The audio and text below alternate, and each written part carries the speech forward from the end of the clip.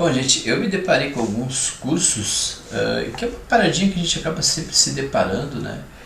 Cursos para pessoas com deficiências visuais e de quando em quando eu acabo encontrando algumas coisas que eu não acho muito legais, e eu gostaria de comentar algumas delas nesse comentáriozinho breve, desse assunto que é um tanto quanto indigesto para mim. Então, vamos fazer a chamadinha do canal e voltamos.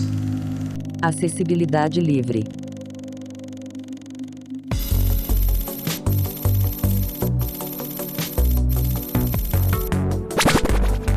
TTS Supremo. Por Neymar Borges da Silva. Muito bem, antes de mais nada, eu me chamo Neymar, esse é o canal TTS Supremo, estou por aqui desde 2012, tentando levar esse conteúdo baseado em inclusão digital, acessibilidade digital, sempre com foco em leituras de tela, que é, digamos aqui, o recurso de acessibilidade mais utilizado por este que vos falo. Esse é um recurso que talvez hoje todos vocês já estejam familiarizados, porque TTS deriva de text to speak, texto para fala, e essa é uma tecnologia que hoje está presente, por exemplo, aí no seu GPS. Então não é nada tão distante hoje em dia da realidade das pessoas que não têm deficiência visual. Porém, é uma tecnologia utilizada por nós em ferramentas de acessibilidade, em recursos de acessibilidade digital, conhecidos como leitores de tela. E quando eu falo em acessibilidade, em compatibilidade, em níveis de acessibilidade, tenham sempre em mente que, como a preponderância do canal é a deficiência visual e o recurso de acessibilidade preponderante aqui do canal é o leitor de telas, quando eu falo em acessibilidade, muitas vezes eu vou estar me dirigindo realmente a esses níveis de compatibilidade com leitores de tela. Então é sempre bom ter isso em mente, até porque, como eu falei, eu também sou usuário de leitores de tela, né? De maneira que fique à vontade para conhecer aqui o TTS, se inscrever, curtir, compartilhar o nosso conteúdo, fazer com que esses vídeos aqui do canal se tornem cada vez mais relevantes aqui na plataforma e, por conseguinte, apareça para um número cada vez maior de pessoas interessadas nesses assuntos, beleza? Nas descrições dos vídeos também tem contatos direto comigo, tem as páginas, tem os grupos aqui do TTS.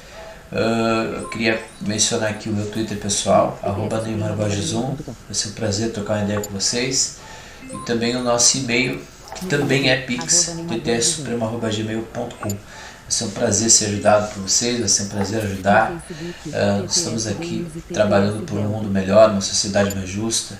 Quem sabe, né, a gente consiga, um pouquinho que a gente consiga adiantar já é alguma coisa, né? Então, nos últimos dias aconteceram de se repetirem anúncios de lugares diferentes, mencionando, vamos dizer assim, com abordagens muito parecidas, né? Inclusive com listagens de critérios muito parecidos. Eu vou escrever um artigo, não sei se esse artigo vai ficar pronto a tempo hábil de publicar o vídeo. Também não sei o que vai ficar pronto primeiro, se é o fim do textinho que eu estou escrevendo, se é esse vídeo. Mas enfim, a grosso modo, geralmente quando a gente vai fazer um curso específico, a gente acaba caindo nas instituições, o que não é de todo ruim, afinal de contas elas ainda são necessárias. A gente ainda tem muito de assistencialismo, e isso não se reflete apenas por parte dessas instituições. A gente também tem isso na iniciativa privada, mas isso também não chega a ser de todo um problema, porque o real problema, eu acho, hoje, pelo menos é assim que eu sinto, é numa falta digamos, de sensibilidade para parar e pensar o que se está fazendo e o que se está propondo. Porque eu sustento no artigo que a gente vive em um condicionamento, e esse condicionamento ele também pega quem dá os cursos, quem ministra os cursos, né? Eu já tentei ensinar informática para deficientes visuais e tentar furar esse condicionamento com essa coisa de tentar levar uma outra maneira de pensar a questão do sistema operacional, a questão da leitura de tela, a questão do software, mas é muito difícil romper com isso, né? E vocês vão entender onde eu quero chegar, porque os vícios eles estão tão enraizados no nosso meio, porque a gente também faz parte de uma sociedade, a gente está integrado nessa sociedade, alguns muito, outros poucos, não é um trabalho fácil esse de inclusão, né? É uma tentativa, é uma luta diária, minuto a minuto por inclusão, né? Na sociedade, mas o nível de integração na sociedade hoje é maior, e isso também significa absorver os seus vícios, e romper com isso também é fundamental, perceber isso é fundamental. Eu queria citar, por exemplo, como prova desses vícios de origem, desses vícios que são, digamos, a denúncia de que há um condicionamento, né?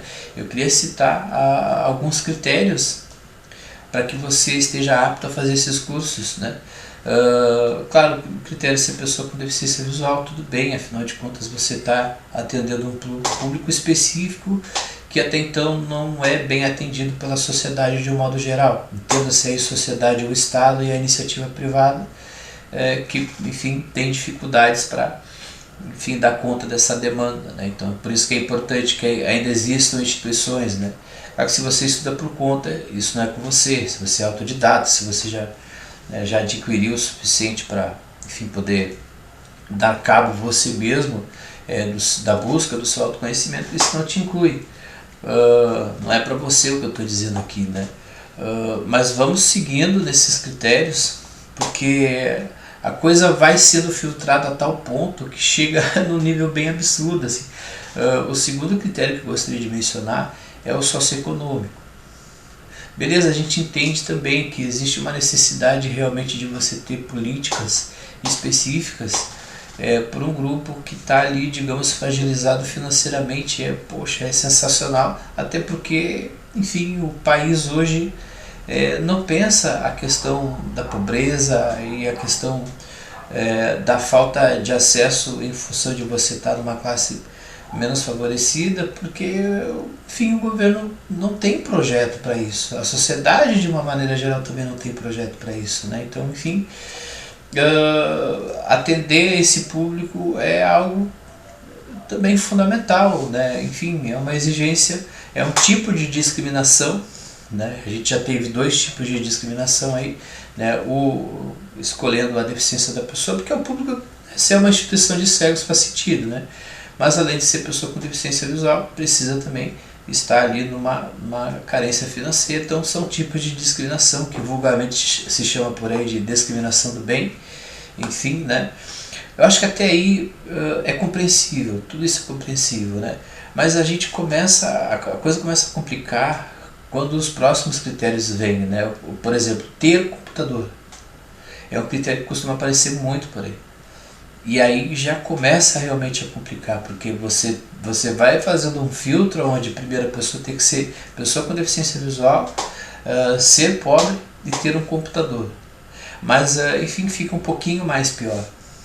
Mais pior é ótimo, né? Enfim, né? Fica um pouquinho pior, porque em muitos desses lugares também se coloca como critério que não só a pessoa tenha esse computador, mas que esse computador tenha Windows instalado. Veja que é uma loucura isso, porque você vai filtrando a coisa a tal ponto que chega a ser uma demonstração de que, enfim, como sustento no artigo, ou não houve um planejamento, ou a pessoa realmente não quer atender esse público, porque daqui a pouco você vai estar atendendo as mesmas pessoas de sempre. Quais sejam essas mesmas pessoas de sempre? As pessoas que têm deficiência visual, que têm computador, que são usuárias de Windows, né?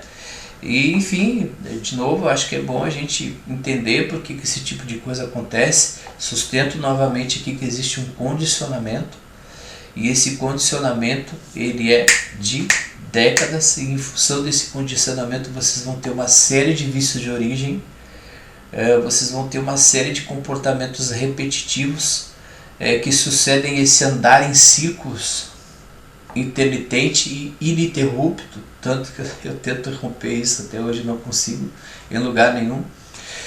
Vocês imaginem o seguinte, tudo bem, você faz todo esse tipo de exigência, mas você não consegue, por exemplo, ensinar para o aluno realmente informática, porque na verdade o que você está ensinando para o aluno não é informática, o que você está ensinando para o aluno é como o aluno vai usar o Windows.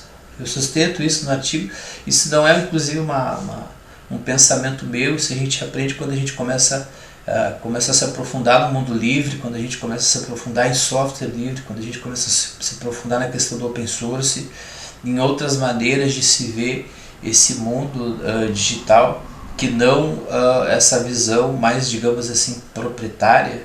Porque tudo bem, daqui a pouco o cara lá é pobre, com deficiência visual, isso toca lá aquela comunidade de alguma maneira, então algum familiar vai lá, consegue comprar um computador, se juntam, fazem uma rifa, beleza, ele conseguiu comprar um computador, né, mediante ali as suas carências, né, em função da sua fragilidade econômica. Você imagina você chegar com um computador e dizer para um instrutor que está com Windows na cabeça que o computador no qual você vai aprender informática tem 1 ou 2 GB de RAM. Ele simplesmente vai te dizer que provavelmente esse computador não vai ser compatível com as aulas, porque ele tem o Windows na cabeça. Realmente ele não aprendeu sobre informática, ele aprendeu a usar o Windows, então ele não vai estar realmente sendo desonesto como aluno, ele vai estar passando para o aluno aquilo que ele aprendeu. E existem sistemas operacionais com níveis de acessibilidade bem satisfatórios e que não cobram esse grau todo de exigência que o Windows cobra. Até o próprio Windows 10 ele não necessariamente precisa que você tenha 4 GB de RAM, por exemplo, né?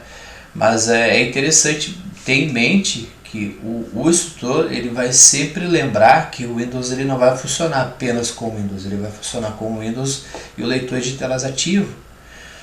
Então vocês percebam que provavelmente você, sei lá, conseguiu o computador, mas o computador talvez ele não seja tão aceito assim pelo seu instrutor, né? Ainda mais que você vai ter como obrigatoriedade um outro quesito que eles costumam pedir por aí, que é o acesso à internet.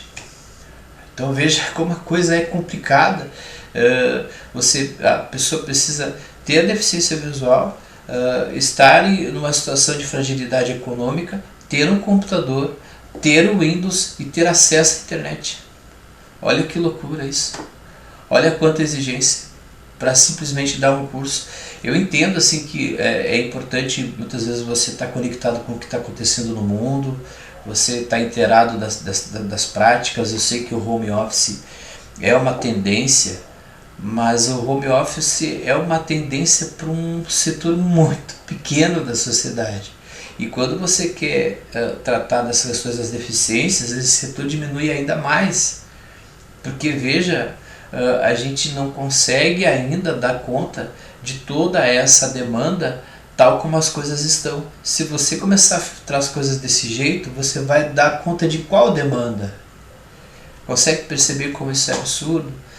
Imagine o seguinte, imagina que esse aluno ele consiga, olha como a coisa é complexa assim, imagina que esse aluno ele consiga uma máquina que agrade ao seu professor e ao seu curso, sei lá, 4 GB de RAM. Então ele vai pegar esse computador, vai começar a utilizar esse computador, mas ele vai esbarrar na licença do Windows. E muitas vezes essa licença do Windows, como inclusive eu menciono no artigo, ela pode facilmente chegar no valor do próprio computador recém-adquirido pelaquela família, pelo aquele grupo de amigos, pelo aquele grupo de parentes. Percebe? E aí daqui a pouco ele vai precisar também, ele vai haver essa necessidade, porque é isso que se trata, essas coisas enfim, né? Você tem lá o Windows e daqui a pouco você vai precisar também do pacote Office.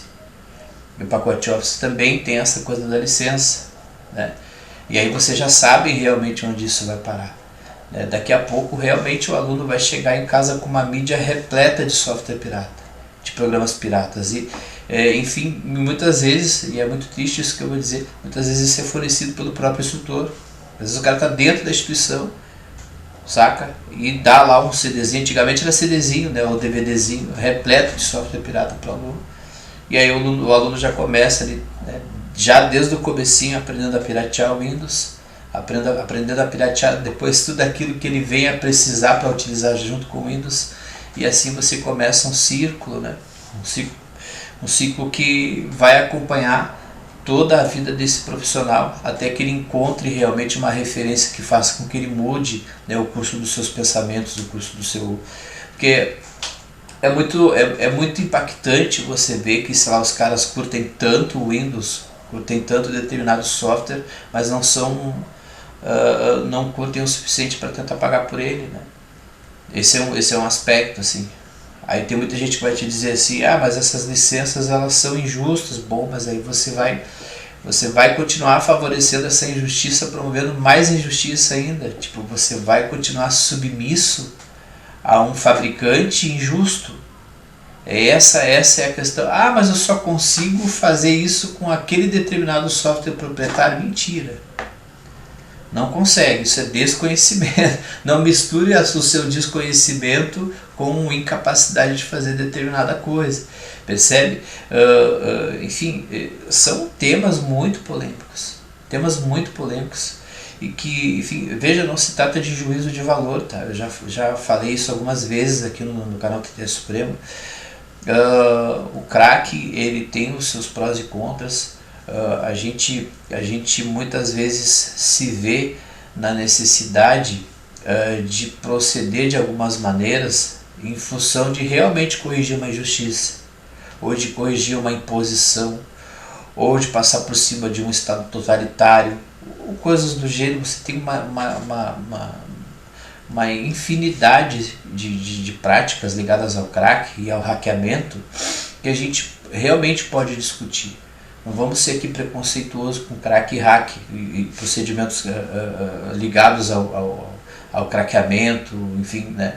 Mas o que geralmente acontece é o usuário aprender desde cedo a se auto-sabotar o seu sistema, né? Fazendo com que ele fique cada vez mais dependente daquele instrutor, que num determinado momento da vida digital do aluno deixa de ser o instrutor e passa a ser o seu... o aluno deixa de ser aluno e passa a ser cliente do cara, né? E aí, enfim, é um ciclo realmente que é muito difícil romper. É uma dependência que o aluno, mesmo depois que ele aprende a craquear, ele não consegue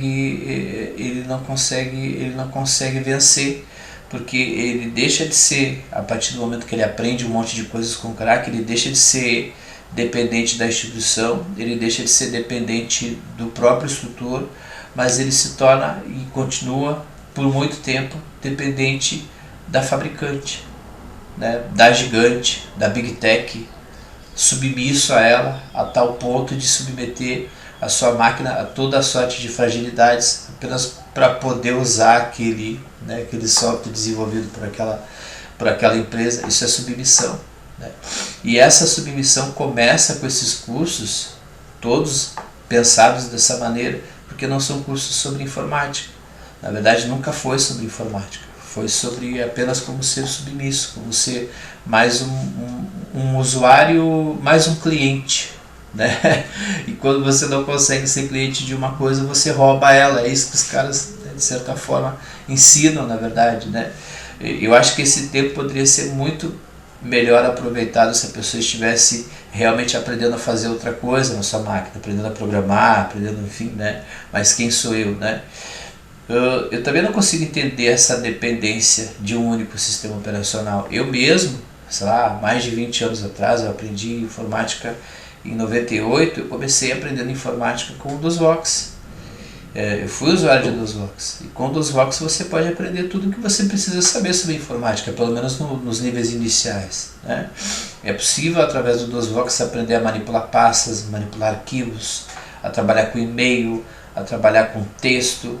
É possível com o DOSVox aprender uma série de coisas. Aliás, é possível esse aprendizado com todo e qualquer sistema operacional. Fica essa dica. Você pode ensinar informática básica para o seu aluno levando em consideração não o que você quer que o aluno use, mas aquilo que o aluno tem na mão. Imagina você querer atender uma comunidade que não tem acesso à internet e exigir acesso à internet dessa comunidade. Você pode proceder de outras maneiras. Você pode, por exemplo, gravar essas aulas e colocar essas aulas num dispositivo ao qual o aluno possa acessar depois. Inclusive se for aluno cego, porque se for aluno cego isso pode ser gravado em áudio, inclusive, não vai pesar nada, não vai ter problema. Entende? Isso é pensar a questão pensar o seu curso de acordo com realmente de acordo com a realidade do aluno e não com aquilo que você quer dar. Entende? Tudo isso são provas de que a gente vive ainda essa questão do condicionamento. E quem dá o curso também não está conseguindo pensar fora da caixa. E quem dá esses cursos também não consegue aceitar quem pensa fora da caixa, quem pensa diferente, quem propõe formas diferentes de lidar com essa questão do software. E a gente fica nesse ciclo de dependência, nesse ciclo, enfim, de pirataria, que não é legal nem para a sociedade e nem tampouco para o aluno que recém está aprendendo, né? Gente, obrigado pela paciência de sempre. Não sei se o artigo vai estar pronto, ou quem vai estar pronto primeiro. De qualquer forma, dê uma olhadinha nas descrições dos vídeos. A gente se vê na próxima. Um abração. Tchau, tchau.